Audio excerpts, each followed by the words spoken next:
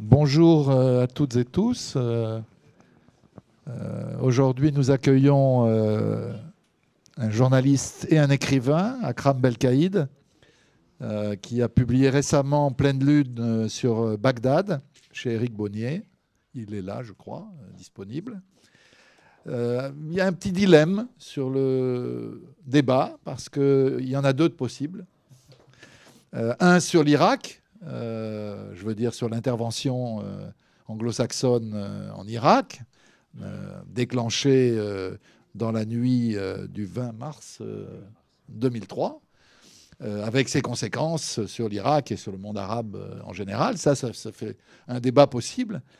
Et puis il y en a un autre qui m'intéresse aussi, moi personnellement, sur les rapports entre politique et littérature, parce que Akram nous propose non pas un essai, comme il en a écrit pas mal, mais des nouvelles, 14 nouvelles.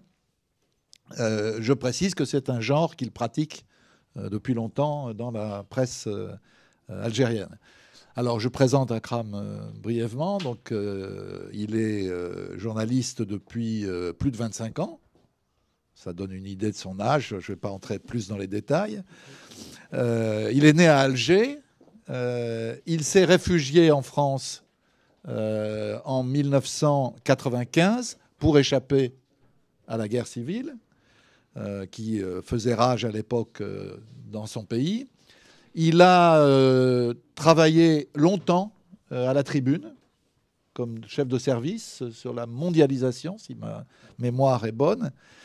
Il est aujourd'hui journaliste dans la rédaction permanente du Monde diplomatique, mais il collabore aussi, il a un statut un peu spécial qui n'est pas courant au monde diplomatique, à d'autres publications, au site Orient 21, à Afrique Magazine et à Afrique Méditerranée Business. Et puis, certains d'entre vous le savent sans doute, il livre chaque semaine une chronique savoureuse qui s'appelle la chronique du Blédard dans le quotidien d'Oran. Alors, Akram, avant ça, a publié beaucoup de livres. Il a publié avec Benjamin Stora, sous pseudonyme à l'époque, Akram Elias, Les 100 portes du Maghreb, dans une collection que je dirigeais, ce qui veut dire qu'on se connaît depuis longtemps. Je ne lis pas tous les livres, hein, parce qu'il y en a plus que ça. Il a fait un livre passionnant qui s'appelle L'Algérie en guerre civile, avec Jean-Pierre Péroulou, chez Kalman Levy en 2002. Un regard calme sur l'Algérie, très intéressant aussi en 2005. Retour en Algérie en 2013. La France vue par un blédard aux éditions du Cygne, qui était assez savoureux. Oui. Être arabe aujourd'hui.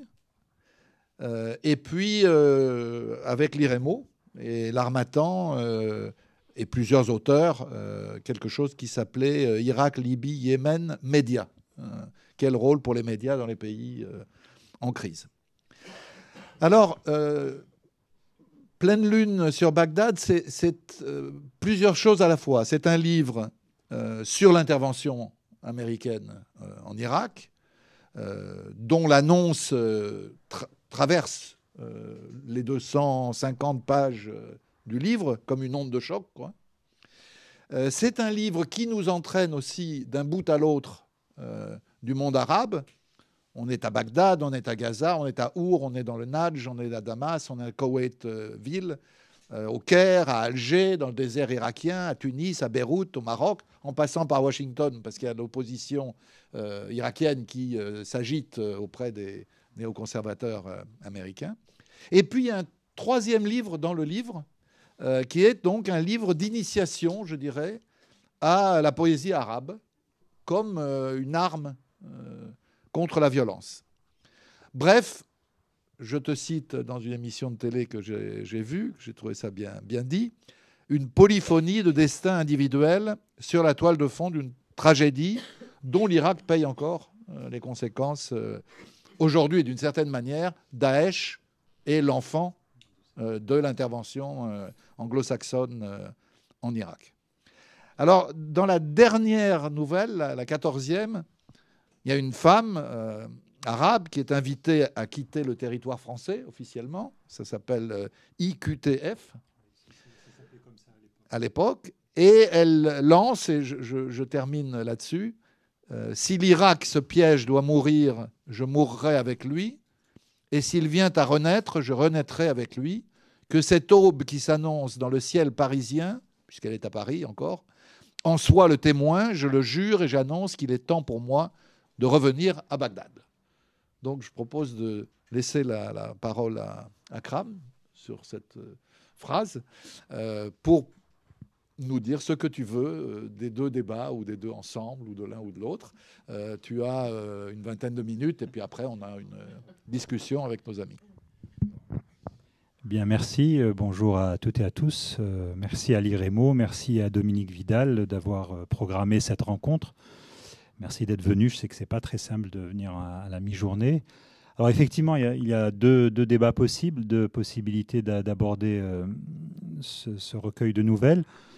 Bon, on va commencer par, je dirais, la phase la plus géopolitique, c'est-à-dire pourquoi le 20 mars, pourquoi l'Irak. Je pense qu'on prend chaque jour, et aujourd'hui encore, la mesure de ce que fut et de ce que cette invasion illégale a provoqué comme dégâts et continue à provoquer comme dégâts.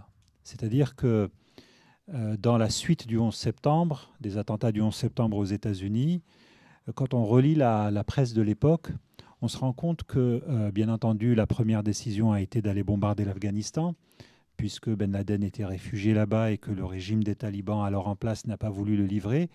Mais on se rend compte que dans la presse américaine, très vite, dans les opinions, dans les textes, les contributions et même dans certains papiers, on commence à citer l'Irak comme étant la cible nécessaire. Quelques papiers aussi abordent la question de la Syrie, mais très peu. Et on se rend compte que dès ce moment-là, la machine était lancée et qu'il a été très difficile de s'y opposer. Alors la France l'a fait en refusant, en menaçant d'un veto aux Nations Unies, au Conseil de sécurité. Mais il n'en demeure pas moins que cette invasion a été illégale, qu'elle s'est faite dans des conditions de violence extrême, de rapidité aussi, avec une intervention frontale, immédiate, et avec la débandade assez rapide de l'armée irakienne, débandade dont on ne connaît pas encore aujourd'hui tous les secrets, puisque de temps à autre, on a quand même des informations sur le fait que plusieurs commandements militaires avaient été identifiés en tant que tels, certains avaient été achetés. En tout cas, bref, l'Irak tombe, enfin le régime de Saddam Hussein tombe très vite.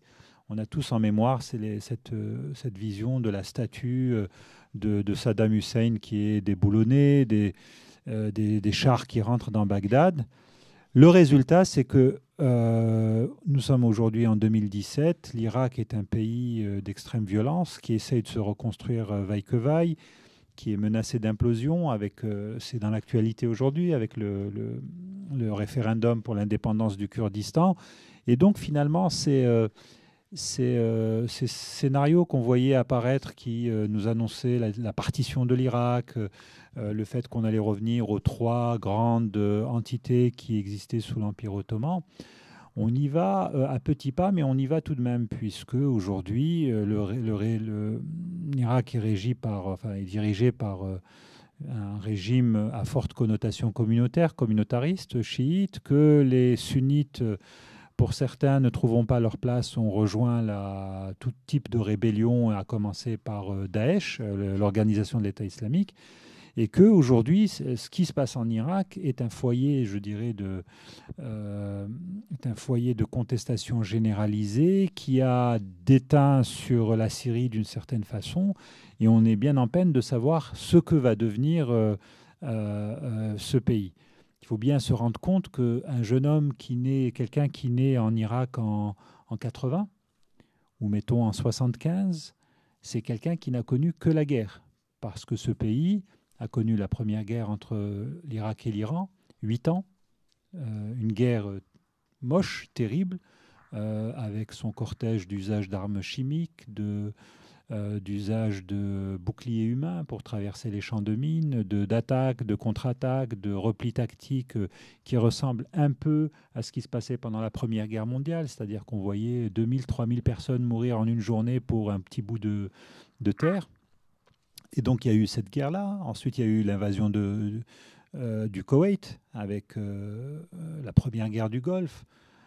Et puis, il y a eu une autre guerre terrible, secrète, souterraine, qui n'est pas une guerre conventionnelle, mais qui a été cet embargo sur l'Irak, qui a privé la population irakienne de beaucoup de choses et qui a fait énormément de dégâts. Et quand on discute avec les Irakiens, beaucoup d'Irakiens vous expliquent qu'avant la violence connue depuis 2003, ils considéraient que la période la plus dure n'avait pas été la guerre entre l'Irak et l'Iran ou les bombardements pendant la Première Guerre du Golfe, mais les conséquences de l'embargo qui ont profondément affecté la cohésion de la société irakienne, qui l'ont profondément minée avec les privations, avec l'impossibilité de se soigner et la sensation de vivre dans un pays encerclé. Il y a le fameux chiffre d'un demi-million d'enfants. Voire plus. On parle d'un million assumé par Madeleine Albright. Madeleine Albright, qui était la ministre des Affaires étrangères, donc le secrétaire d'État de l'administration Clinton, à qui des étudiants américains avaient posé la question en disant « Mais vous croyez qu'un million de morts, c'était le prix à payer pour l'embargo ?» Elle avait dit « Oui, tout à fait, c'est le prix à payer. Ça n'a rien donné. Certes, ça a affaibli le régime, mais ça a surtout affecté la population. » Donc voilà un peu le pourquoi, à mon avis, la question de l'Irak compte. Ça restera dans les annales comme étant peut-être c'est une expédition d'un autre temps. C'est une expédition coloniale, pour dire les choses telles qu'elles sont. Et on l'a bien vu ensuite avec cette immense ambassade que les États-Unis ont construite à Bagdad, avec cette gestion de fait dans les affaires irakiennes, avec, alors moi je cite à chaque fois, parce que c'est un film qui m'a beaucoup inspiré au moment où j'ai terminé l'écriture des nouvelles, de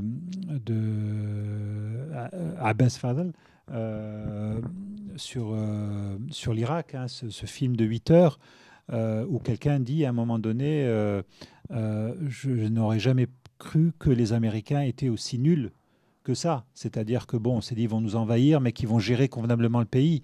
Et puis, dès le mois de juin 2003, c'est le chaos.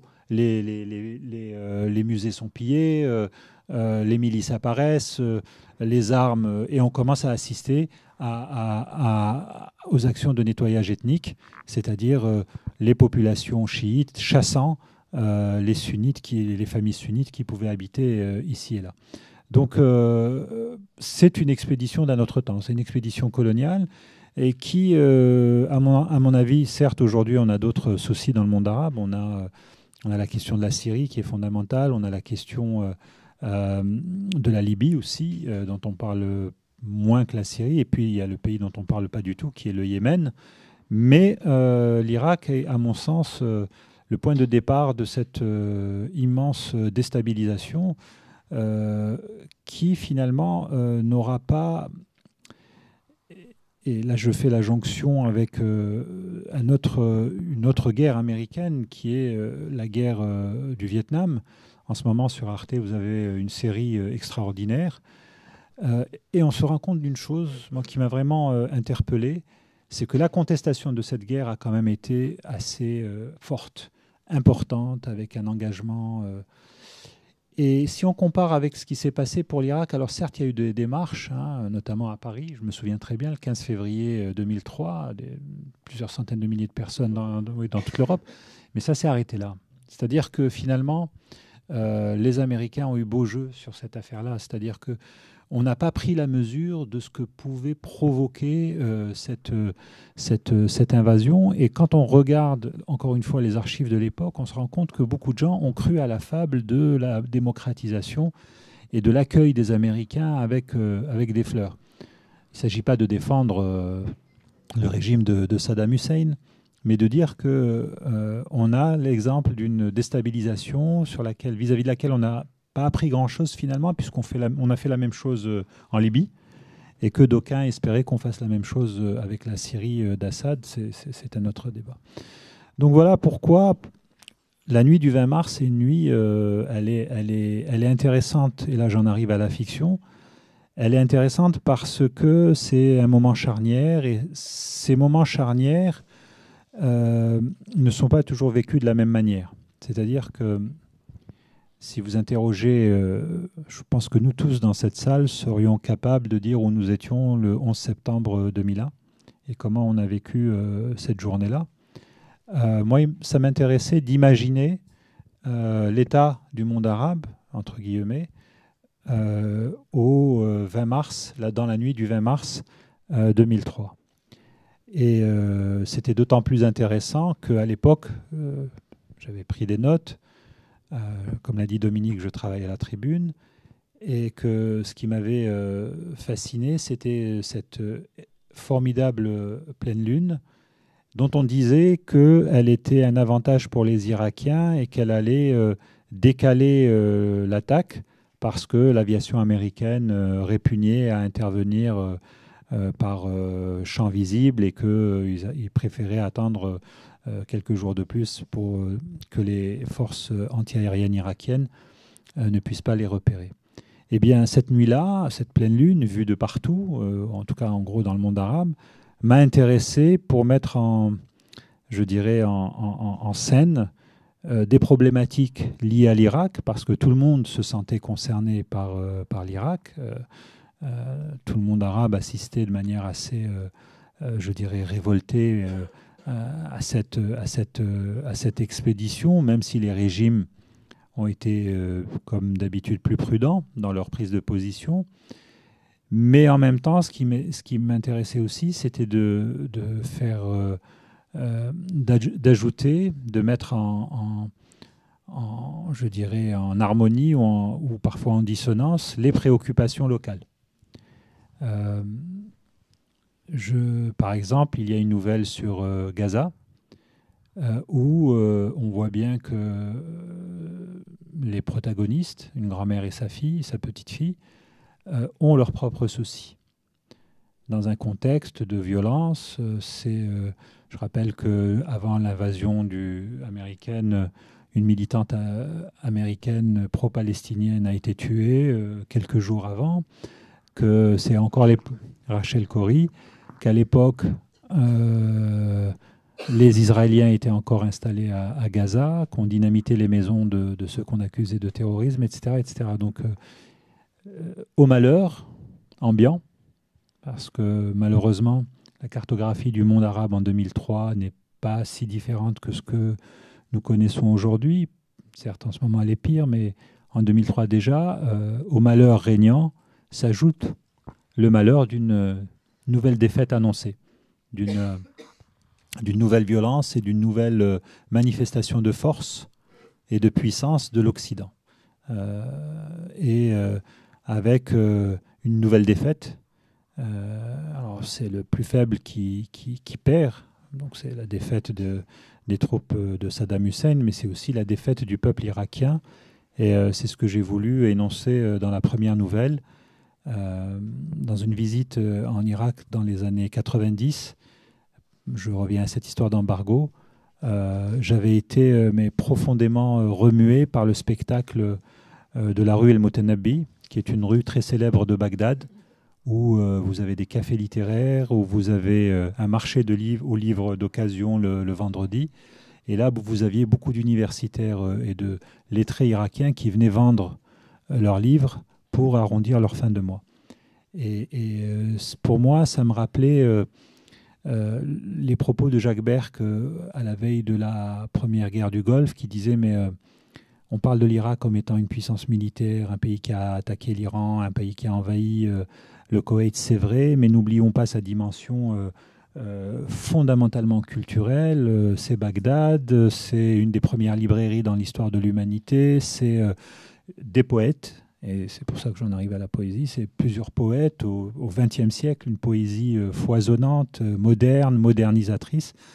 Et c'est ce que j'ai essayé de rappeler, et la fiction s'y prête, parce que dans un essai, on ne comprendrait pas trop pourquoi un auteur d'essai reviendrait sans cesse par exemple, à une grande poétesse irakienne qui est Nazik El Malaika, qu'on connaît absolument pas en France, ou très peu, et qui est à mon sens, l'une des plus grandes poétesses contemporaines du monde arabe.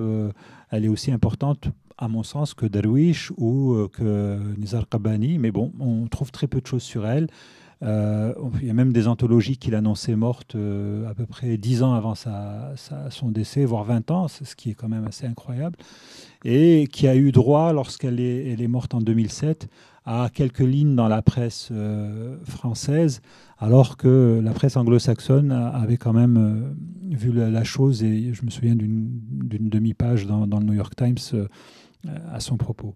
Et donc l'Irak, c'est ça, c'est-à-dire que le 20 mars, il y a cette guerre et il y a un monde malheureux, il y a un monde qui lutte, mais il y a un monde aussi où la poésie est très importante, elle est là dans la vie de tous les jours, elle est dans la vie des lettrés, et c'est quelque chose, lorsqu'on évoque le monde arabe aujourd'hui, les discours imprégnés de haine de soi, qui est assez rare. C'est-à-dire qu'aujourd'hui, les discours à l'égard vis-à-vis du monde arabe, lorsque vous écoutez un peu les personnalités très médiatisées du monde littéraire, lorsqu'elles évoquent le monde arabe, le canevas habituel, c'est d'évoquer un monde sans culture, sans création, je dirais sans art au pluriel. Or, la poésie demeure présente. Et je terminerai par un exemple qui est celui de... même pendant l'embargo en Irak, vous aviez une poésie, je dirais, à la fois féroce, souterraine, refusant d'être récupérée par le régime, et elle était contestatrice. Et à tel point que Saddam Hussein s'en est inquiété, et je raconte ça dans une des nouvelles, et comme il avait écrit 2 romans, il avait convoqué l'Union des poètes et des écrivains irakiens en leur disant « Vous abandonnez la poésie maintenant et vous allez tous écrire des romans comme moi », enfin grosso modo, parce que cette poésie, je dirais, iconoclaste, dérangeante, ce qu'on a appelé She'r al-Dhall, donc la poésie de l'ombre, sortait c'était des gens qui écrivaient des poèmes sur du papier. Et comme c'était l'embargo, il n'y a pas d'imprimante, il n'y a pas de photocopie, ils reliaient ça de manière assez artisanale et ça se vendait sous le manteau. Et donc il y a toute une génération comme ça de poètes qui a longtemps vécu sous les radars. Et il y en a l'un d'entre eux qui s'appelle Jarras, qui a tellement été persécuté par le régime qu'il a été obligé de quitter l'Irak. Et ce qui est terrible pour lui, c'est que il est décédé, enfin c'est assez symbolique, il est décédé quelques semaines après l'invasion de son pays. Voilà. Je voudrais quand même te poser une question qui m'a trotté dans la tête en lisant le livre. Enfin à l'époque, hein, c'est des souvenirs de lecture d'il y a quelques mois quand même. Le livre est sorti en juin, c'est ça.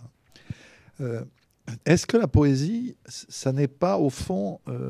une des choses qui relie les Arabes? J'ai l'air de dire une bêtise, mais en Europe, la poésie, elle a disparu. Elle reste sous forme de chansons, mais la poésie comme poésie, regardez, cherchez des livres de poésie, vous verrez, c'est des tout petits tirages. C'est plus un élément d'identité, en tout cas pour les plus jeunes générations. Est-ce que dans le monde arabe, il n'y a pas quelque chose... Parce qu'au fond, cette question-là se pose en te lisant, puisqu'on parcourt le monde arabe avec toi, c'est qu'est-ce que tous ces gens qu'on dit ou qui se disent arabes ont en commun, à part la langue? C'est important, la langue, évidemment. Encore que, il faudrait parler des différentes versions de la langue. Mais à part la langue, qu'est-ce qu'ils ont? Est-ce que la poésie, c'est pas une des choses qui fait... et j'avoue que ça continue de m'interroger, cette question-là. Oui. Alors, être arabe. Oui. Et c'est vrai qu'il est comme tu le dis si bien, il est de bon ton aujourd'hui de parler du monde dit arabe. Donc, voilà, avec toutes ces minorités, donc de nier le côté du caractère commun. Alors effectivement, moi je suis algérien, je suis berbéro-arabe, je suis pas arabe comme les gens du Golfe. On a tous un vécu, mais on est arabe parce qu'on parle arabe, parce qu'on a des référentiels, on a une culture, on a un vocabulaire, et effectivement il y a la poésie. Et la poésie, effectivement, c'est un truc qui relie beaucoup de gens. Ça peut d'ailleurs être via la variété, parce que les chanteuses de variété, notamment libanaises, y compris les chanteuses de pop, récupèrent, puisent dans l'infini canevas poétique pour chanter. Et aux Émirats arabes unis, il y a une émission, donc à la télé d'Abu Dhabi, il y a une émission qui s'appelle, c'est une espèce de... Alors en France, il y a The Voice, donc la meilleure voix, etc. En Arabie Saoudite, aux Émirats arabes unis, il y a une émission qui s'appelle, j'ai oublié le nom, mais c'est sur la poésie. C'est un concours de poésie. C'est un concours de poésie. C'est une des émissions les plus regardées à travers le monde arabe. C'est-à-dire que les gens se passionnent pour cette émission. Ça tweet, ça commente sur les réseaux sociaux. Et last but not least, c'est une compétition dont le vainqueur empoche $1 million. Donc c'est vous dire.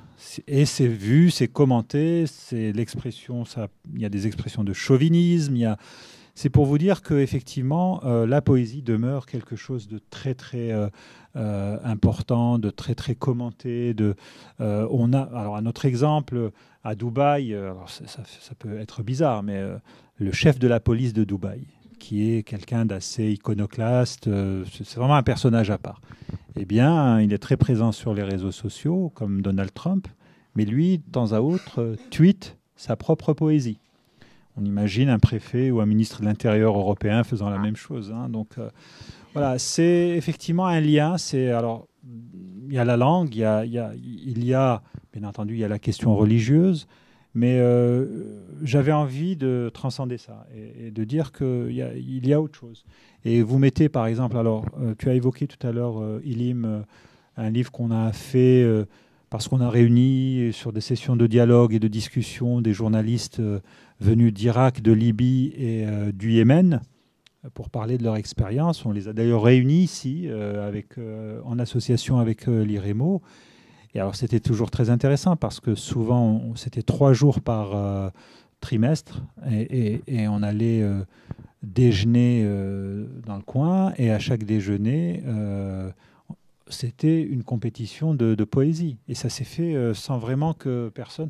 Les gens en arrivaient, donc il y a des applications où vous allez chercher de la poésie, vous allez vérifier. C'est un peu comme en Iran aussi, les vers de Hafez. Vous avez des applications aujourd'hui en Iran parce que la poésie est aussi elle est presque divinatoire. Donc les gens consultent la poésie de Hafez avant de faire tel ou tel acte.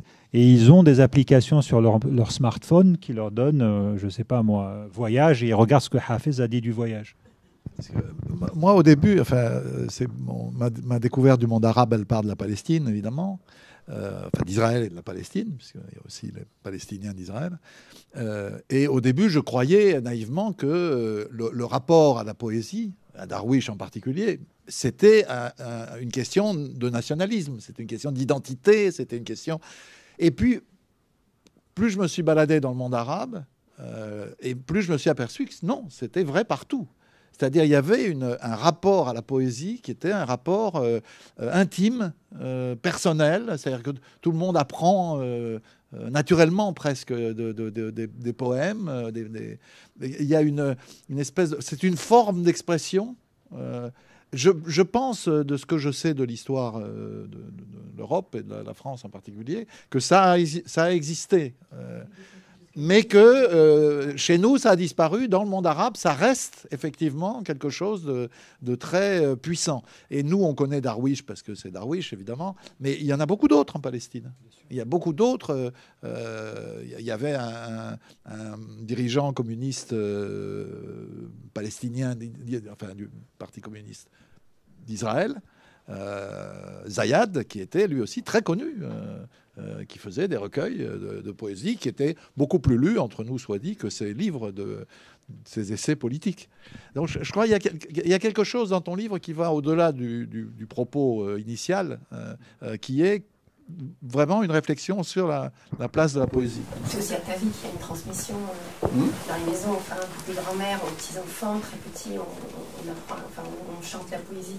Et ce qui existait probablement en France, enfin dans les pays occidentaux, quand les familles vivaient ensemble, ce qui n'est plus le cas. Voilà. Ouais, c'est pas les familles. Oui, mais vous avez...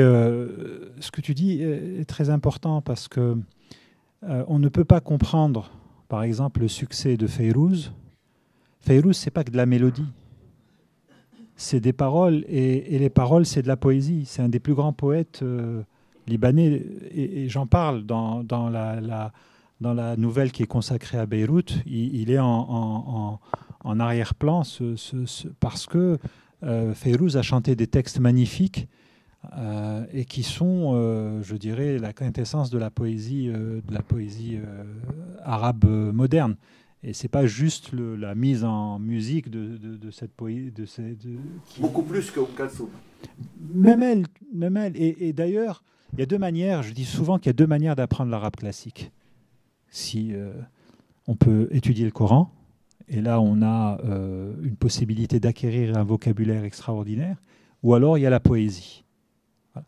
La littérature, notamment moderne, c'est bien, Naguib Mahfouz, etc. et tout, mais dans la recherche des mots, les mots rares, les expressions imagées, les constructions, les mises en place de prosodies compliquées, c'est dans la poésie qu'on trouve ça.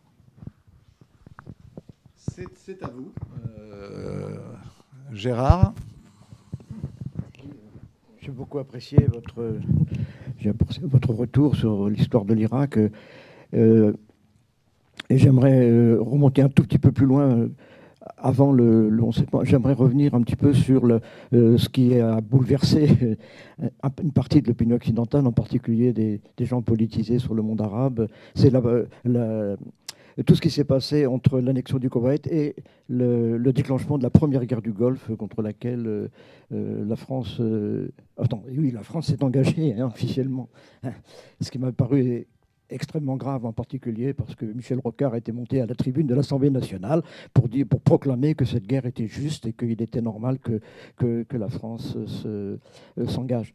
Les mois qui précédaient, entre le mois d'août et le 15, c'était la nuit du 15 janvier, je m'en souviens parfaitement parce que ce jour-là, j'ai déchiré ma carte du Parti socialiste. Ça, c'est anecdotique.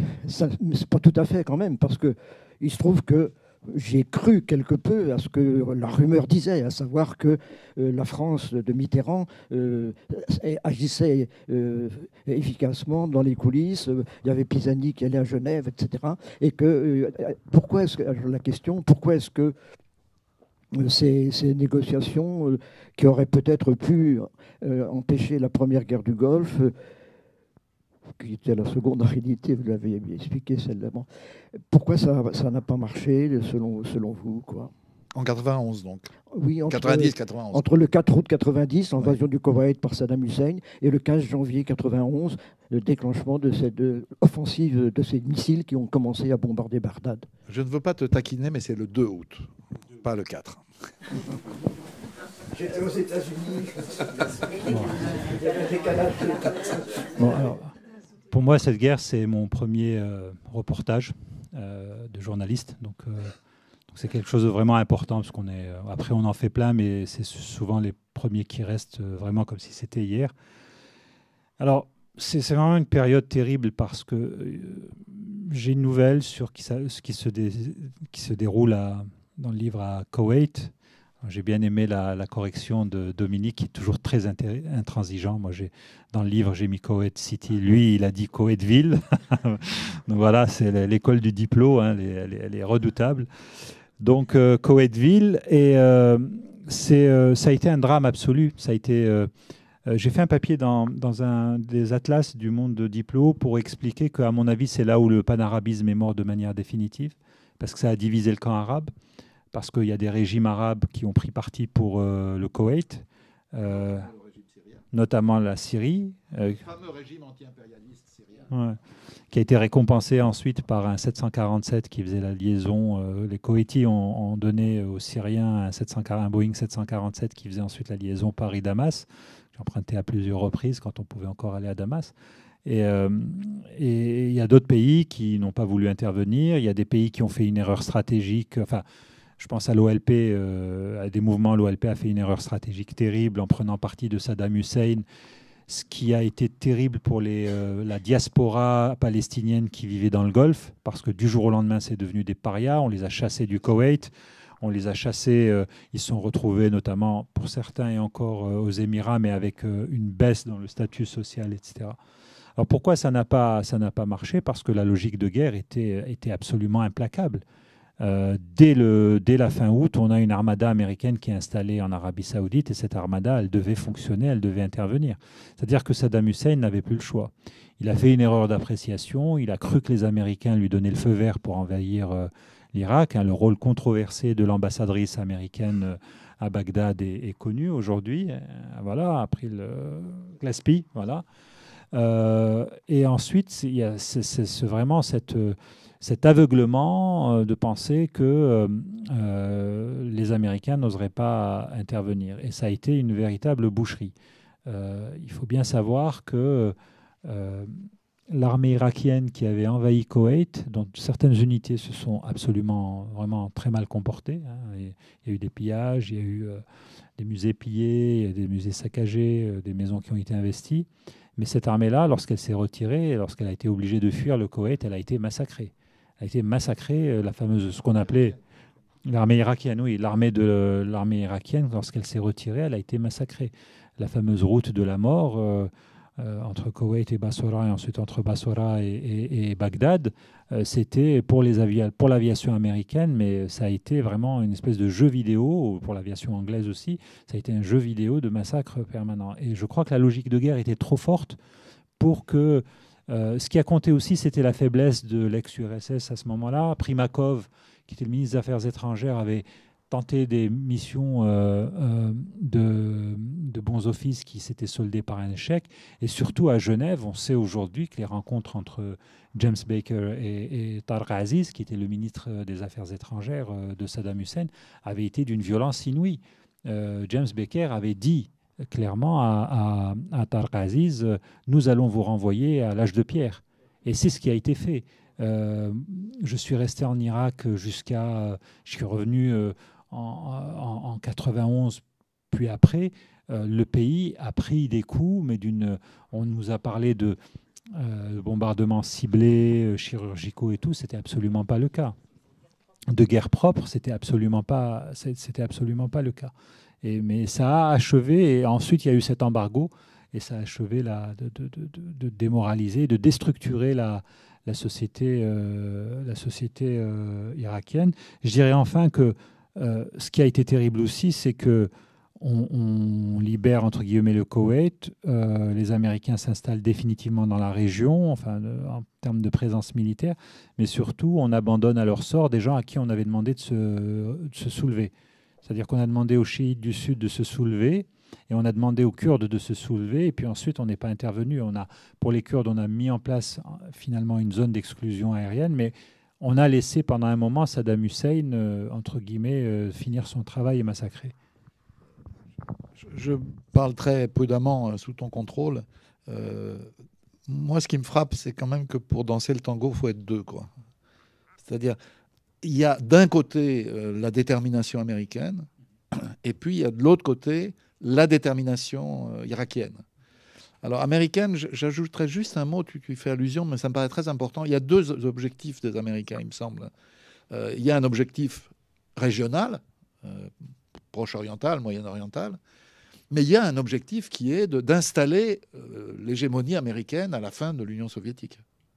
Et donc ça joue au moins aussi, de manière aussi pressante.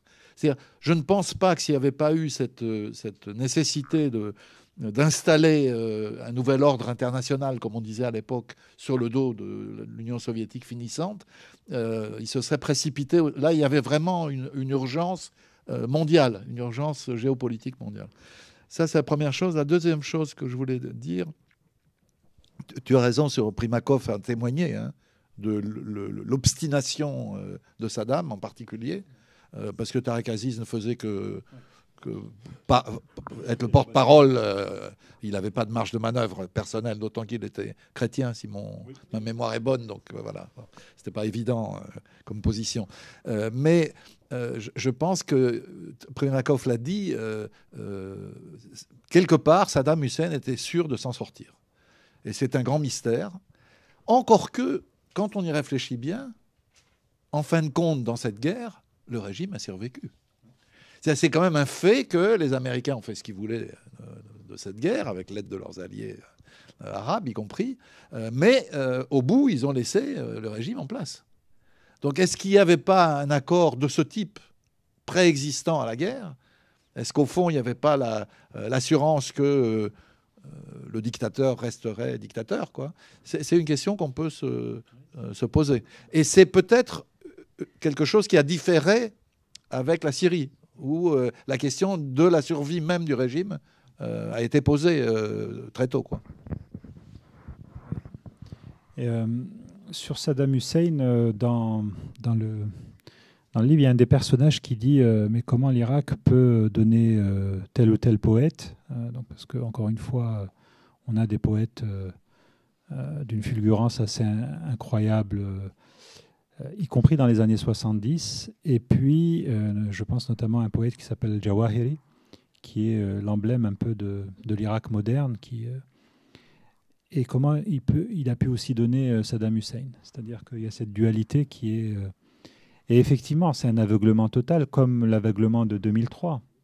Alors, effectivement,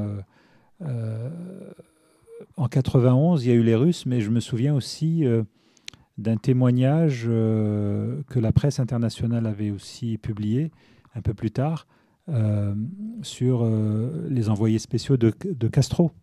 Parce que même Castro avait envoyé des gens pour lui dire mais retire-toi du Koweït pendant qu'il en est encore temps, et Saddam Hussein avait refusé. Tout comme il était persuadé visiblement qu'il gagnerait l'affrontement contre les Américains en 2003.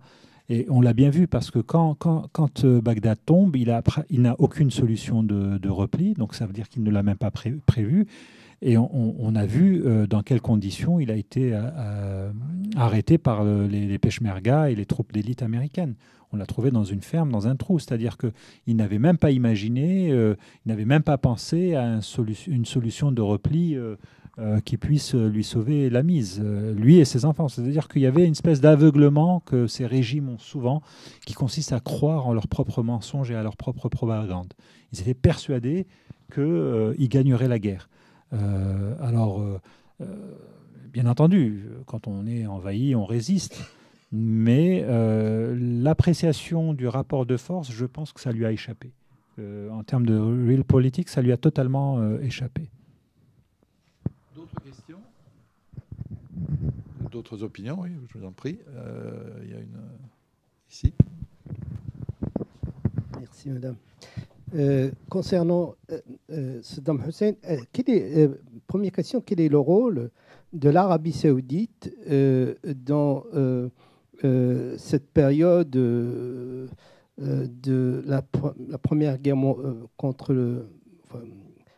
Saddam Hussein a envahi le Koweït? Je pense que l'Arabie saoudite a été du côté des Américains et là, je crois même financé largement cette invasion, n'est-ce pas? Je crois que le Koweït aussi a financé. Je crois qu'il y a un chèque énorme qui a été payé aux États-Unis quelques années après.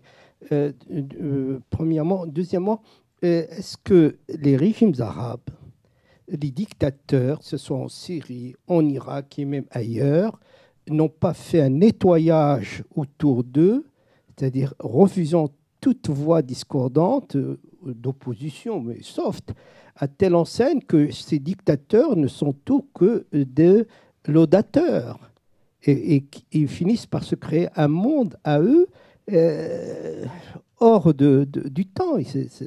Ils finissent un jour par se retrouver piétinés comme Saddam Hussein parce que leur monde, c'est un monde rêvé, c'est même pas un monde réel. Enfin, je ne sais pas.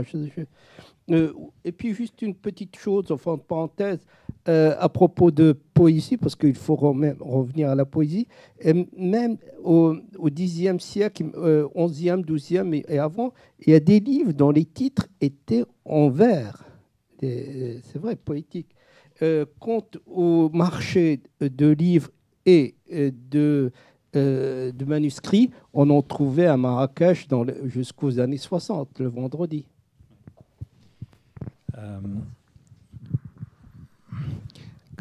Dès que Saddam Hussein envahit le Koweït, c'est la panique partout dans le Golfe et notamment en Arabie Saoudite. Parce que ces pays-là sont suréquipés militairement, mais ont des armées à l'époque très faibles.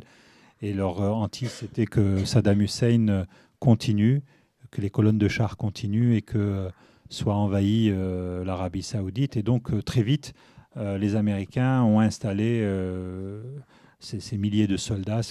D'abord, c'était, si mes souvenirs sont bons, c'était bouclier du désert. C'est-à-dire qu'il fallait empêcher que Saddam aille plus loin. Et bien entendu, les Saoudiens voulaient d'abord qu'il y ait un contrepoids militaire, que le Koweït soit libéré. Mais en même temps, les vieux réflexes ont repris le dessus. C'est-à-dire que c'est là où les choses ne sont jamais noires ou blanches. Les régimes du Golfe et les familles royales se sont vite rendus compte qu'elles n'avaient pas intérêt à ce que Saddam Hussein disparaisse. Parce que s'il disparaît, c'est le voisin d'à côté, donc l'Iran, qui reprend le leadership de la région. Et on est là-dedans, aujourd'hui encore.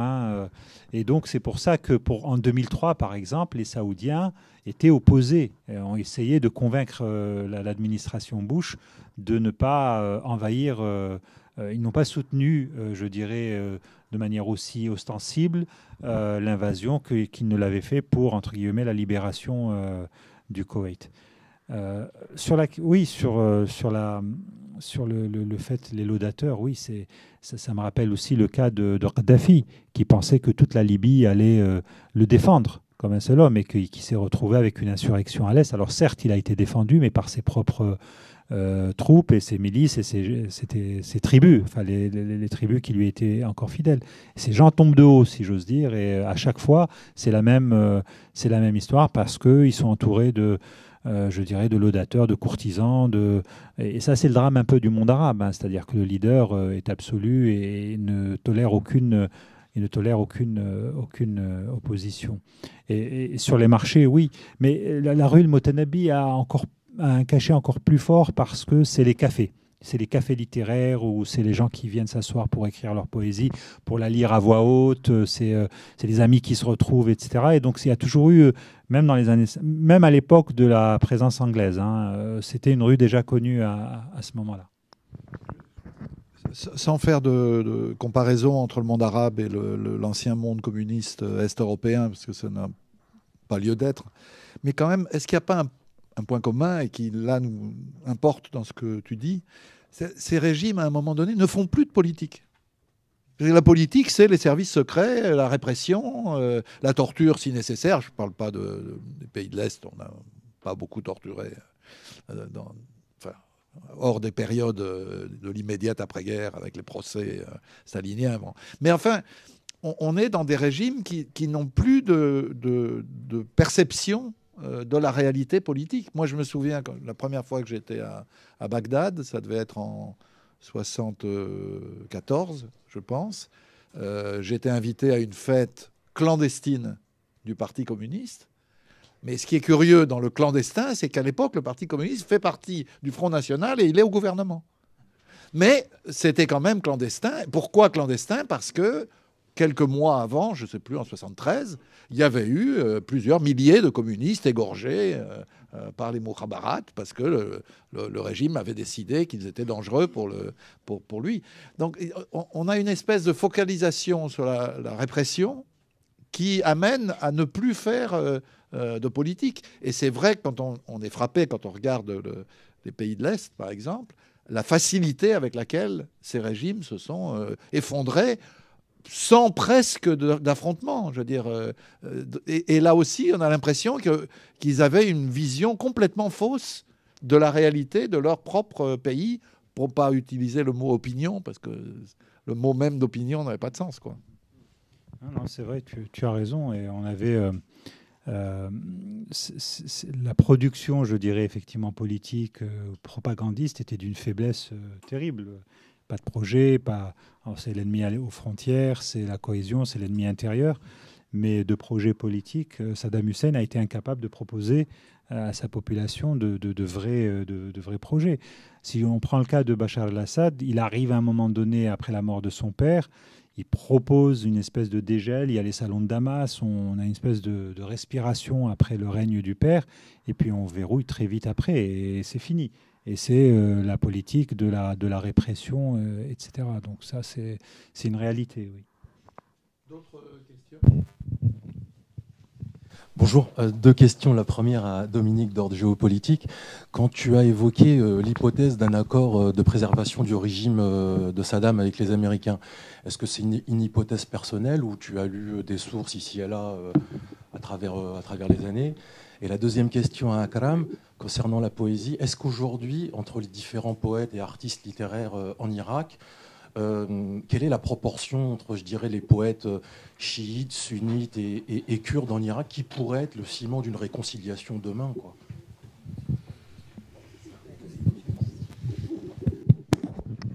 Ça fait partie, la question que vous posez fait partie des questions qui sont adorées par les complotistes. Je ne dis pas du tout que vous l'êtes. C'est-à-dire, il y avait une espèce de jeu entre les Américains et Saddam. Et April Gillespie a fait en sorte que Saddam envahisse le Koweït en lui disant qu'il ne se passerait rien. Et elle l'a effectivement dit, ça ne fait pas de doute. Elle ne l'a pas nié d'ailleurs elle-même. Et il y avait un accord pour que le régime demeure. On ne saura jamais, sauf à avoir des archives qui s'ouvrent, mais ça suppose des archives d'éléments qui ne sont pas des éléments publics, même dans l'administration américaine, pour ne pas parler de l'administration irakienne. Ce qu'on peut constater, je n'ai pas fait autre chose, c'est de dire, à la fin de cette guerre, dans laquelle les rapports de force militaires sont écrasants et même un terme insuffisant, c'est-à-dire que les Américains ont les moyens d'en finir avec le régime, ils le laissent en place. Et comme le rappelait Akram, ils laissent les populations qui se soulèvent à leur appel se faire écraser par le régime sans venir à leur aide. Et ça compte beaucoup dans la volonté de revanche, entre guillemets, chiite, par rapport aux sunnites d'Irak. Cette affaire n'est pas une petite affaire. C'est des milliers de gens massacrés dans les marais, en particulier, les marais du Sud. Ça a marqué l'histoire de l'Irak, et je veux dire, ça pèse encore aujourd'hui. C'est pour dire, on n'est pas dans quelque chose de livre d'histoire, quoi. Mais moi, je n'irai pas plus loin. Même après Gillespie, qui n'était pas une très grande diplomate avec une très grande expérience, elle a pu, sa langue a pu fourcher. Je veux dire, ça ne veut pas dire qu'on lui avait glissé dans le tuyau de l'oreille qu'il fallait emmener Saddam dans un piège.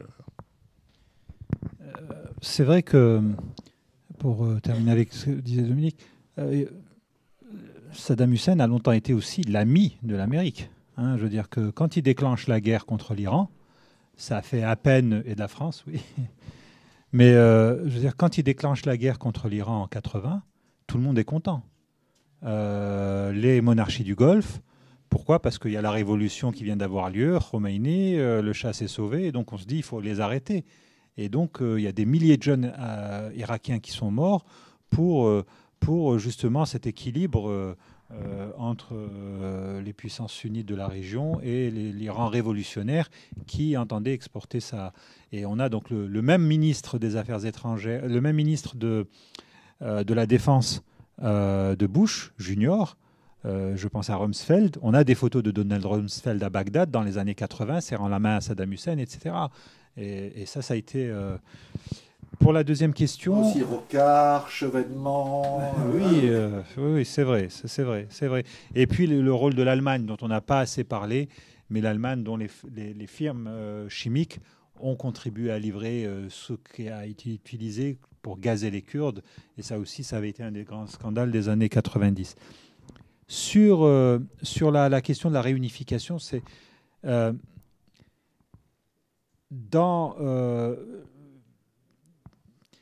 on dit souvent que les poètes du XXe siècle, les poètes irakiens du XXe siècle, sont ceux qui ont fait l'Irak. Que c'est pas le Ba'ath, c'est eux qui ont chanté un Irak qui n'existait pas avant, parce que c'est la réunion de 3 provinces, et c'est eux qui ont fait cet Irak, c'est-à-dire qui ont eu l'idéal de chanter à la fois les pâturages du nord, les marais du sud, la beauté, la verdure et le côté foisonnant du Najaf, qui est une région au sud de Bagdad et qui est d'une beauté éblouissante et qui est très riche. Hein, c'est le croissant fertile. Hein, on est dans cette zone où l'irrigation a été inventée. Et donc, leur chant, il y a toute une production dans les années 20, 30, 40, 50 de glorification de l'unité de l'Irak. Et donc, le poète chante l'Irak. Et puis, dans les années 90, avec le désenchantement, avec l'embargo, on commence à avoir une espèce de délitement. C'est-à-dire que la poésie devient une poésie de contestation, mais elle devient aussi une poésie nihiliste. Est-ce qu'aujourd'hui, ça peut contribuer? J'avoue ne pas avoir travaillé sur le sujet, mais c'est une piste. Ce serait intéressant de regarder ça, de voir quelle est...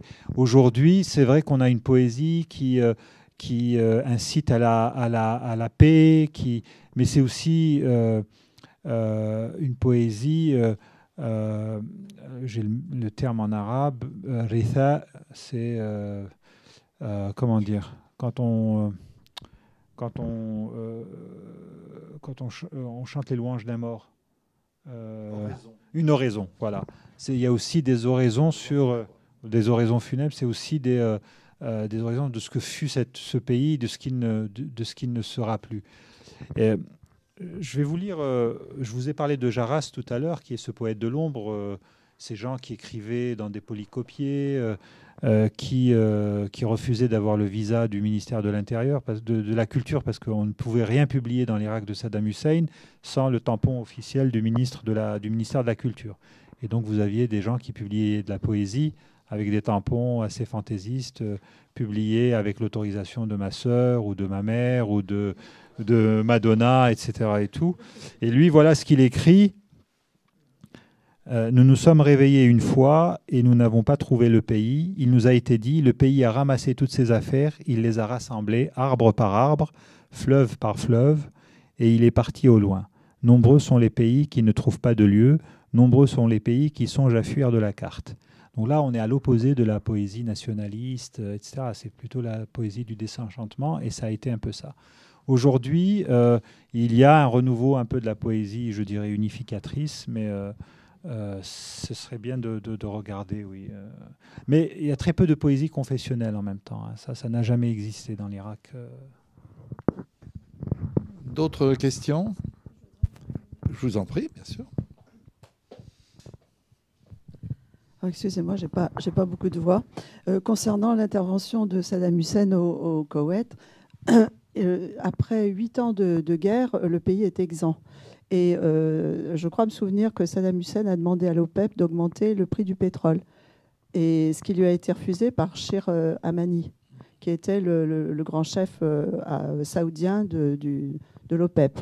Donc, personne n'est venu à son aide, alors qu'il avait fait quand même, Saddam Hussein, en partie le boulot, justement, pour établir un glacis entre l'Iran et les autres pays arabes. Donc, il en a profité il a dit, bon, puisque vous ne voulez pas m'aider, moi, je prends le sac de la vieille dame, qui était le Koweït, très riche à l'époque, et il a pensé qu'il pourrait se refaire une espèce de fortune. Voilà. Et les Américains, regardant un peu à côté, en laissant faire Saddam Hussein plus ou moins, je pense qu'ils voulaient l'affaiblir énormément, parce qu'il avait encore une certaine aura. Et ils ne l'ont pas abattu complètement parce que c'était, comme vous l'avez dit, une espèce de bastion face à l'Iran ou d'autres pays. Voilà, je pense qu'il fallait le préciser. C'est vrai qu'à la fin de la guerre, en 88, les prix du pétrole sont très bas. Parce qu'à l'époque, déjà, comme aujourd'hui, on a un bras de fer entre les Iraniens et les Saoudiens. C'est-à-dire qu'on a une montée des tensions. et les Saoudiens ont décidé de faire mettre les Iraniens à genoux, et donc les Saoudiens ont ouvert les vannes. Franchement, la bataille s'est déroulée au sein de l'OPEP, mais l'OPEP, c'est juste l'annexe de ce que veut ou de ne veut pas l'Arabie saoudite. Hein. C'est un cartel, certes, mais la pompe à essence de la planète, c'est l'Arabie saoudite. Ils en ont aussi après la Russie, quand même. Hein. Oui, c'est vrai. Non, mais au sein de l'OPEP, ce que je veux dire, c'est l'Arabie saoudite qui décide. Et effectivement, ils nous ont refusé. Et donc, dans la nouvelle consacrée au Koweït, il y a une protagoniste qui raconte le mois de juillet, par exemple, à Koweït City. C'est un Koweïtville, pardon, oui. Donc, à ce mois où on a les discours de Saddam Hussein, les imprécations, les menaces, et les gens du Golfe qui sont, ça aussi, c'est très peu dit, qui sont absolument persuadés que rien ne va se passer. C'est-à-dire qu'ils se disent qu'on va finir par se mettre d'accord autour d'une table, on va lui donner quelques milliards de dollars et il va se calmer. Et ça ne se passe pas comme ça. Donc eux-mêmes ont été très surpris. D'ailleurs, quand vous prenez la famille royale du Koweït, elle en réchappe, mais par miracle. Parce qu'il y a des hélicoptères américains qui arrivent à les évacuer. Mais il y a une partie de cette famille, notamment un émir, enfin un parent de l'émir, qui s'était illustré quelques années plus tôt, pour ceux qui suivent le sport, en pénétrant sur un stade de foot pour réclamer l'annulation d'un but contre l'équipe du Koweït. C'était France-Koweït pendant la Coupe du Monde en Espagne. Lui, il n'a pas pu se sauver, il a été abattu. Hein, donc, c'est dire à quel point les gens... Mais à aucun moment, jusqu'à ce que l'invasion intervienne, les gens disaient, bon, c'est du cinéma. Et puis, de toutes les façons, son armée est à genoux, sa population est à genoux, il n'osera pas. Et il arrive à Koweït en 8 heures. Hein, il y a ça aussi, c'est-à-dire que quand on sait que le Koweït était un gros acheteur d'armes, on se dit ça n'a pas servi à grand-chose. Mais cette guerre-là, elle explique beaucoup de choses aujourd'hui, c'est-à-dire elle explique toutes les modifications structurelles qui ont eu lieu dans les monarchies du Golfe pendant les 20 ou 30 dernières années, c'est-à-dire la transformation des armées, le recours à des mercenaires, la formation à l'incorporation dans ces armées-là de sunnites, mais d'origine étrangère, notamment des Marocains, des Pakistanais. Tout ça est né de cette histoire de guerre du Golfe. Et on ne comprend, par exemple, le Qatar et son agitation médiatique internationale qu'à l'aune de ce qui s'est passé à cette époque-là. Parce que les Qataris se disent, pour ne pas être envahi, il faut exister. Et donc, il faut qu'on ait le maximum d'amis et d'obligés à travers la planète. Et là, c'est en train d'être testé en grandeur nature avec l'embargo que les Saoudiens viennent leur imposer, et les Émiratis. Mais c'est effectivement, on sent bien que l'Occident est un peu embêté, parce que comme il a accepté les pétrodollars et les gazodollars du Qatar, on ne peut pas abandonner cet émirat à son sort. Juste pour aller dans le sens de ce que dit Akram, on est vraiment dans une guerre, celle de 91, qui va avoir une portée politique très longue, de très longue durée. Et il y a un aspect dont on n'a pas parlé. Tout à l'heure, on a dit que les Saoudiens s'étaient précipités sous l'aile américaine parce qu'ils avaient eu très peur pour se protéger. Mais ça a aussi un effet dans l'alimentation du djihadisme.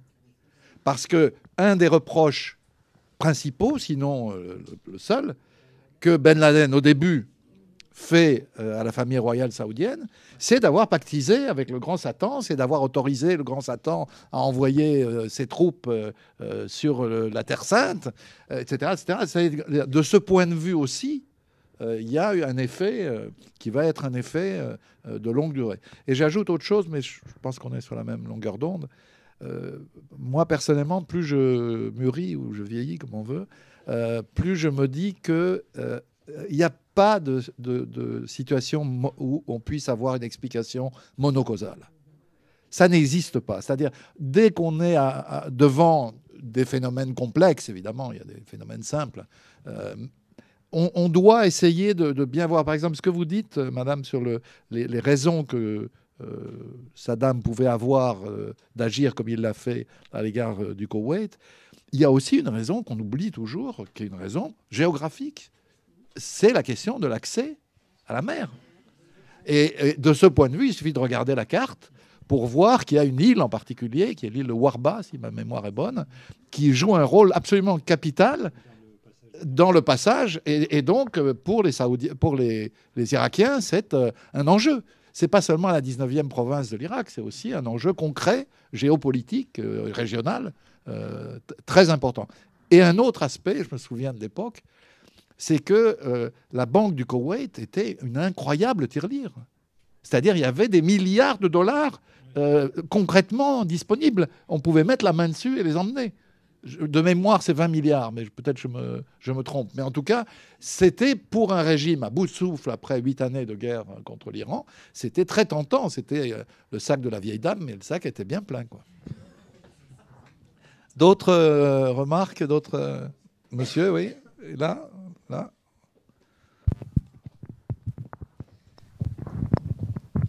Si vous me permettez, j'aimerais retourner à la politique, bien que la politique me passionne aussi. Et j'avoue, je suis américaine. J'avais déjà souffert beaucoup du comportement politique de mon pays, et je continue. Mais quand j'ai lu ce livre, je l'ai lu comme une lettre ouverte. Et puis j'ai découvert un aspect très paradoxal. C'est-à-dire que vous arrivez à faire de cette catastrophe dévastatrice une espèce de levier, agent de dévoilement et même peut-être de transformation. Je vais essayer de m'expliquer.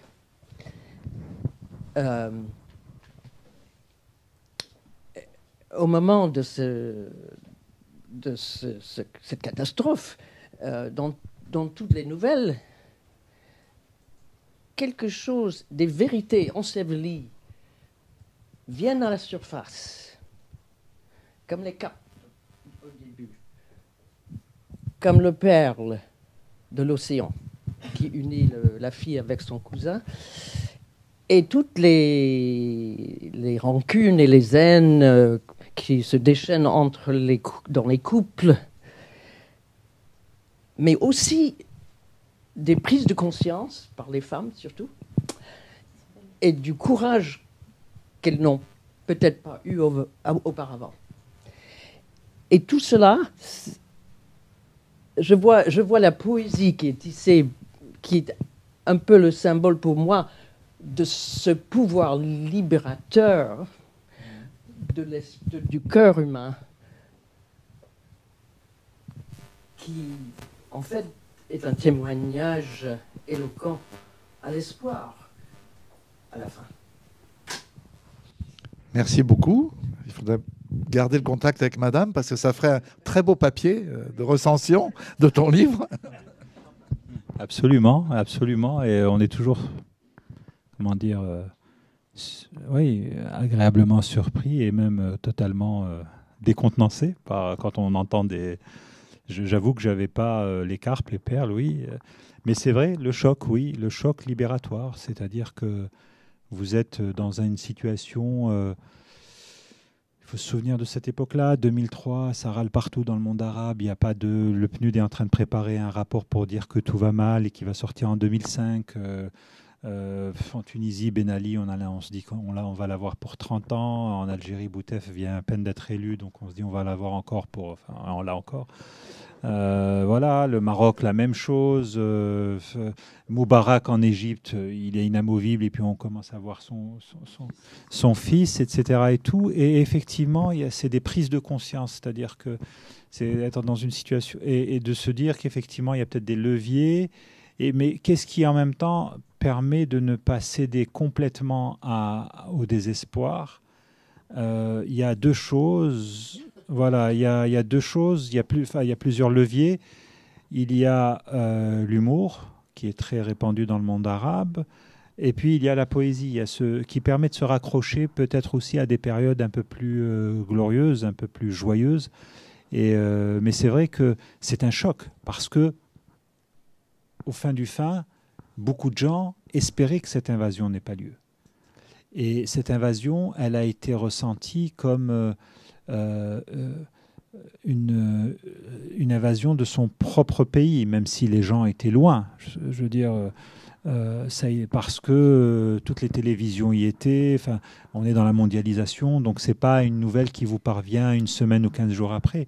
Je pense que cette invasion, elle a eu le même, alors pas le même peut-être, mais un effet aussi amplifié que les défaites de 67 et de 73, parce que c'était une nouvelle fois l'affirmation d'une puissance implacable. On dit aux Arabes, il n'y a pas un pays parmi vous qui peut bouger. Voilà. L'Empire, donc les États-Unis, décide de remettre au pas qui il veut, quand il veut, au moment où il veut. Et y compris ses meilleurs alliés ne sont pas capables de l'en empêcher. Et ça, c'est quelque chose qui est intériorisé. Mais qui ensuite revient avec parce que vous avez des effets d'opportunisme, de violence, et quand un État s'effondre, c'est la porte ouverte à toutes les dérives. Justement, je te l'ai demandé tout à l'heure, mais revenons-y avec tous nos amis. Il y a un personnage très curieux dans la nouvelle algérienne, si je peux l'appeler. Elles sont toutes algériennes, mais enfin, par l'auteur. Mais là, c'est par le lieu. Boutos, c'est ça? Boucous. J'arrive pas à le mémoriser, c'est curieux. On sent, c'est un personnage, bon, allez, pour aller vite, assez lâche, quoi, hein, qui n'a pas de courage. Et on sent que, bon, c'est pas ta tasse de thé, quoi, si on peut dire, mais qu'en même temps, quelque part, tu le comprends, quoi. Est-ce que je me trompe ou qu'est-ce que ça veut dire, hein? C'est, pour ceux qui n'ont pas lu cette nouvelle, ça se passe dans une gargote. Il y a une discussion entre deux médecins. L'un a connu l'Irak parce qu'il a appris la chirurgie de guerre en Irak. Et c'est vrai. Je me suis basé sur quelqu'un que j'ai vraiment rencontré. C'est des gens. Il faut savoir que la guerre Irak-Iran de 80-88 a été une boucherie énorme. Et que beaucoup d'académies de médecine ont, entre guillemets, exploité ce qui s'est passé pour faire des avancées en matière de chirurgie. Il y a un médecin parmi nous. Mais beaucoup, c'est l'Algérien qui a vécu la décennie noire. Il a vécu la guerre civile. Et il a intériorisé un immense sentiment de solitude. Et il est persuadé que le monde entier, et a raison parfois, il est persuadé que le monde entier, et notamment le monde arabe, l'a abandonné à son sort. Il est un peu berbériste, donc il n'a pas trop envie d'être assimilé aux Irakiens, et donc il exprime effectivement une espèce de volonté de détachement, de se dire c'est pas mon affaire, c'est l'affaire des... Et c'est quelque chose qui existe. Il y a une grande solidarité, je ne le nie pas, mais il y a un petit courant comme ça qui a traversé la société algérienne, qui est à mon sens la conséquence de la décennie noire, de la guerre civile. Et lui exprime cette espèce de dire, c'est chacun, il y a d'ailleurs une expression très algérienne, c'est chacun nage sa mère, donc M-E-R, hein, donc chacun se débrouille. Hein. Les Irakiens, c'est loin de chez moi. Où est-ce qu'ils étaient quand on se faisait massacrer? Et ça... on le sent de temps à autre. Alors ça s'en va, ça revient, mais dès lors que je pense qu'aujourd'hui, on doit avoir des sentiments analogues en Libye, on doit avoir des sentiments analogues en Syrie, parce que quand vous êtes confronté à la dévastation de votre propre terre, vous oubliez le reste.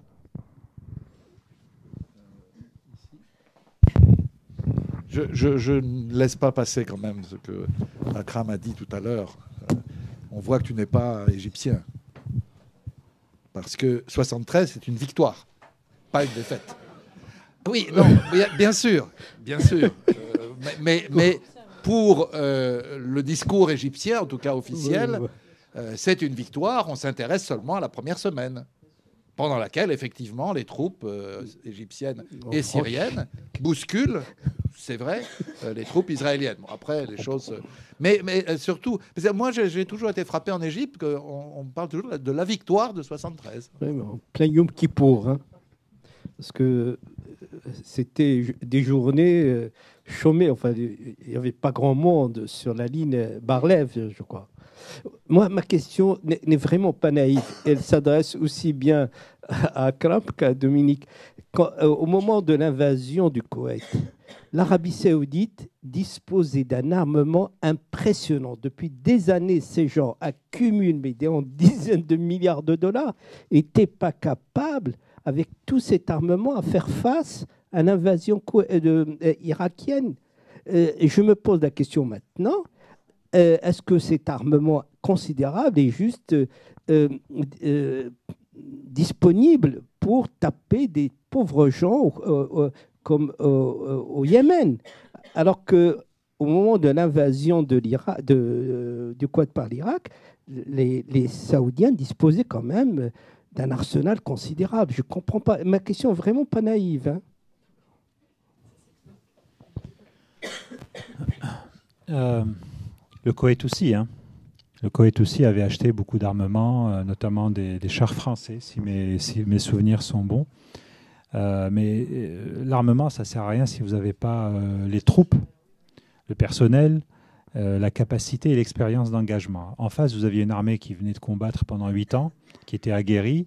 Il aura quand même envoyé les divisions de la garde républicaine, donc c'était des troupes d'élite, ce n'était pas simplement une armée de conscrits. Et c'est vrai qu'en face, le rapport de force, les Saoudiens seuls ne pouvaient pas avoir la capacité. Ils auraient pu retarder peut-être, mais ils n'auraient pas pu chasser Saddam Hussein du Koweït, et ça aurait donné peut-être aussi le prétexte à Saddam Hussein à intervenir et à aller plus loin en termes d'avancée militaire. Alors ensuite, vous avez beaucoup d'analyses. C'est à mi-chemin entre la réflexion et la théorie du complot. Il ne faut pas oublier que l'Arabie saoudite, dans les années, à sa création, les troupes bédouines qui étaient les troupes de choc, on les appelait les Ikhwan. Ça n'a rien à voir avec les frères musulmans, mais c'est ces tribus bédouines qui étaient un peu le fer de lance de la révolte de Saoud et de la manière dont il a bâti. Ces troupes, elles voulaient aller jusqu'à Koweït. Hein, elles considéraient que le Koweït leur appartenait. Donc la famille là, qui règne en Arabie saoudite, à un moment donné, même si elle s'est réfugiée en Arabie saoudite quand ça allait mal pour elle au début du XXe siècle, elle a toujours plus ou moins considéré le Koweït et même le Qatar comme étant leur appartenant. Donc on peut penser aussi qu'il n'ait pas été, je veux dire, malheureux de voir la dynastie des Sabah au Koweït être punie de la sorte. Mais voilà, donc c'était une... Mais quand je disais que ça a changé fondamentalement cette histoire-là, c'est qu'aujourd'hui, vous avez quand même, dans la région, vous avez des armées de métier. Alors, bon, elles bombardent le Qatar, le Yémen, etc. Et tout, mais si vous prenez le cas des Émirats arabes unis, c'est une armée, je dirais, elle est professionnalisée, elle a des capacités de projection. Ça, elle ne l'avait pas à cette époque-là. Non, moi je suis entièrement d'accord. Gérard ? Une question très brève là, qui nous ramène à l'actuel tout à fait.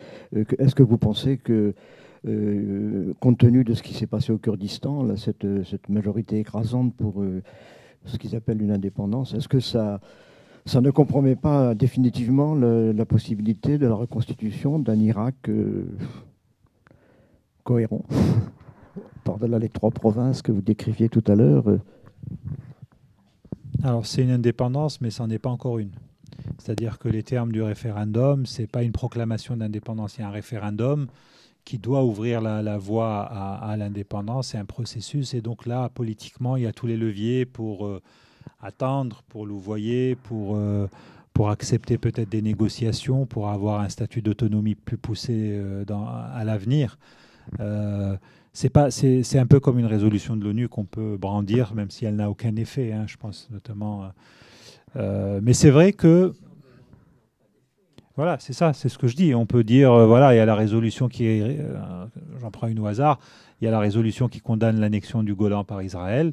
Elle existe, mais bon, elle n'a pas de... Donc ça, c'est la même chose. On peut dire qu'il y a eu le référendum. Maintenant, il y a un rapport sur le terrain militaire qui peut faire que... et Barzani l'a bien compris. Il n'a pas proclamé l'indépendance juste après le référendum. Mais c'est vrai que dans toute la région, il y a deux hypothèses contraires, qui seraient celle d'un redécoupage, un redécoupage géographique mais c'est tributaire, à mon avis, de l'évolution du rapport de force militaire dans la région. Ça vaut aussi pour la Syrie. Hein. Ça vaut pour une partie de la Syrie, le Kurdistan syrien, ce qu'on appelle aujourd'hui le Rojava, qui est dans une situation de semi-autonomie ou d'autonomie partielle. Qu'est-ce qui va en advenir? Est-ce qu'ils vont faire la même chose? Est-ce que les Turcs vont accepter cette situation? Je rappelle que l'armée turque est déjà intervenue dans le nord de l'Irak il y a quelques années. Elle le refera s'il le faut. Elle n'hésitera pas à le faire. Donc, alors que jusqu'à présent, il y avait des rapports plutôt assez cordiaux entre le gouvernement du Kurdistan irakien et Ankara. La situation régionale, elle se résume d'une phrase. Il y a un seul pouvoir dans la région qui est favorable à la mise en œuvre de l'indépendance appelée de leur vœu par les Kurdes, c'est Israël. Tous les autres sont contre. La Turquie, Bagdad évidemment, la Syrie, l'Iran. Donc on n'est quand même pas à la veille de l'indépendance. Cela dit, c'est pas parce que les Israéliens sont pour que c'est forcément mauvais. Les Kurdes ont droit à un État. Ils auraient dû l'avoir au lendemain de la Première Guerre mondiale. Les cartes ont été pipées. Aujourd'hui, ils se retrouvent dans la pire des situations puisqu'ils sont divisés entre 4 ou même 5 pays. Bref, on est devant quelque chose qui est un problème de longue durée. Je crois que peut-être nos enfants verront l'indépendance d'un Kurdistan. Peut-être pas de tous. Vous vouliez Question un peu prospective sur le lien entre l'Algérie et Daesh. Donc, on assiste à un retour de Daesh un peu en Libye, l'instabilité du Libye. Est-ce qu'il pourrait y avoir un risque d'une nouvelle instabilité, d'une nouvelle guerre civile telle qu'on l'a connue en Algérie, notamment, donc je le répète, l'approche de Daesh, la nouvelle base américaine de drones en Tunisie qui est officielle ou officieuse. Donc, qu'est-ce que vous en pensez, Akram, vous qui connaissez bien l'Algérie? En Libye, Daesh et notamment, les représentants de Daesh, c'est pas des gens. Enfin, il y en a quelques-uns qui sont revenus du Proche-Orient, mais c'est aussi beaucoup de gens qui ont appartenu à l'ancien régime, des tribus affiliées qui étaient plutôt proches de Kadhafi. Donc, on a le même scénario qui s'est joué, même s'il a été exagéré, où on a affirmé que l'organisation de l'État islamique en Irak, c'était beaucoup d'anciens de Saddam. Il y en a effectivement quelques-uns, des officiers, mais ce n'est pas toute l'armée irakienne qui s'est recyclée dans cette organisation. Parce que rappelons qu'elle a été démantelée par les Américains à peine arrivés à Bagdad. Non, la situation en Algérie est assez complexe. Elle est complexe. C'est une situation inquiétante. Il y a des forces de rappel vers la paix parce qu'il y a une population qui n'a pas envie et qui est un peu, je dirais, dubitative, voire même hostile au changement quand elle voit ce qui se passe en Libye et quand elle voit ce qui se passe en Syrie. C'est assez bien médiatisé aussi pour que la population soit rétive. Mais en même temps, comme les problèmes fondamentaux de ce pays n'ont jamais été réglés, l'alternance, une meilleure répartition de la rente, une réforme profonde de l'économie, on est dans une situation qui est comparable à bien des égards à la situation qui prévalait en 88, à la veille des émeutes d'octobre 88 et du cycle de violence qui a suivi, même s'il y a eu une période de démocratisation. Donc là, aujourd'hui, le choix est clair pour le pouvoir algérien. Soit il ouvre la table des négociations et il associe toutes les forces politiques en espèce de réflexion nationale pour sortir ce pays de l'ornière, où on s'achemine lentement mais sûrement vers une nouvelle crise. Et si nouvelle crise il y a, le risque existe, et si nouvelle crise il y a, le bilan humain risque d'être bien plus important que ce qu'on a connu dans les années 90. Et toute la question est de savoir si les dirigeants algériens, on a parfois l'impression que leur propre avenir et l'avenir de leurs propres enfants ne les intéressent pas. Or, ils sont concernés. Ce n'est pas simplement en se projetant à l'étranger que ça leur permettra d'y échapper.